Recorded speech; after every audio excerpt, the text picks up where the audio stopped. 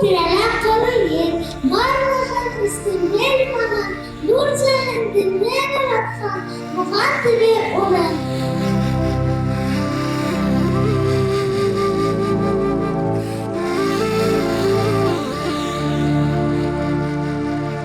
Сегодня в центре нашей любимой республики, селе Толбазы, проходит очень значимые события, мероприятия.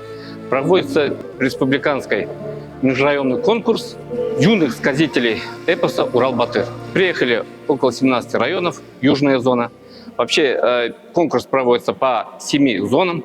Ожидается по результатам этих 7 зон в июне будет проводиться финальный этап этого конкурса, куда поедут победители сегодняшнего этапа. Финальный этап будет проводиться в нашей столице, городе Уфе. Конкурс проводится, во-первых, в 4 возрастных группах. Первые – это малыши, потом 1 и 4 классы, 5 и 8 классы и 9 и 11 классы. И в конце конкурса еще будет выступление детей. Это творческое выступление, инсценировка по эпосу «Урал-Батыр». Этот конкурс проводится 1996 года. Конкурс очень любимый детьми.